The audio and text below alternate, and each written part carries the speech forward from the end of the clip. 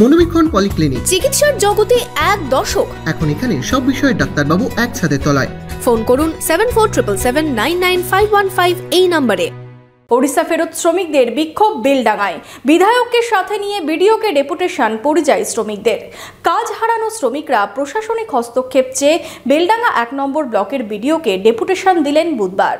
স্বাধীনতা দিবস উপলক্ষে কাবেরীতে চলছে সব ধরনের পোশাকে আপ টু 70% অফ। অফারটি চলবে 27 আগস্ট 2024 পর্যন্ত। সঠিক দামে মনের মতো কালেকশন পেতে আজই আসুন কাবেরীতে। ওড়িশায় বাঙালি শ্রমিকদের উপর দমন পীড়নের প্রতিবাদে বেলডাঙায় মিছিল করে বিডিওকে ডেপুটেশন পরিযায়ী শ্রমিক মঞ্চের। বিধায়ককে সাথে নিয়ে বিডিওকে ডেপুটেশন পরিযায়ী শ্রমিকদের অভিযোগ, ওড়িশায় যে সমস্ত বাঙালি পরিযায়ীরা রয়েছেন তাদের বাংলাদেশি তকমা দিয়ে নানান অত্যাচার চালানো হচ্ছে। সেই কারণে ভয়ে কাজ ছেড়ে চলে আসতে বাধ্য হচ্ছেন তারা।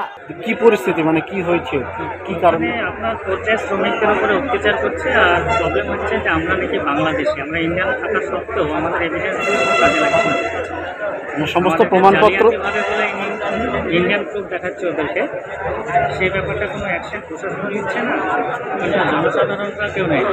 ওখানকার যে পুলিশ প্রশাসন বা তেনারা কি বলছে? হয়েছিল, তারপরে ওদেরকে জানানো হয়েছে যে আমরা ইন্ডিয়ান এভিডেন্সগুলো আশা করা সত্ত্বেও ওরা ওদেরকে অ্যাকশন নেয় না, আপনার একটাই কথা এখান থেকে চলে যাবে। এই ঘটনায় প্রশাসনিক হস্তক্ষেপ চেয়ে এবং কাজ হারানো শ্রমিকরা বিভিন্ন দাবিতে বুধবার বেলডাঙা 1 নম্বর ব্লকের বিডিওকে ডেপুটেশন দেয়। তবে অ্যাজালি হিসাবে এই মার খাওয়া এইসব আমাদের দ্বারাই সম্ভব না সহ্য করা। সব বাঙালি যারা বাইরে থাকেন এবং দেশেও থাকেন তারা সবাই এর প্রতিবাদ করুন। কেন ভারতবর্ষের সাথে আমাদেরকে অধিকার, ভারতবর্ষের যেখানে ইচ্ছা সেখানে আমরা যা খুশি তাই সেখানে কাজকর্ম করতে পারি।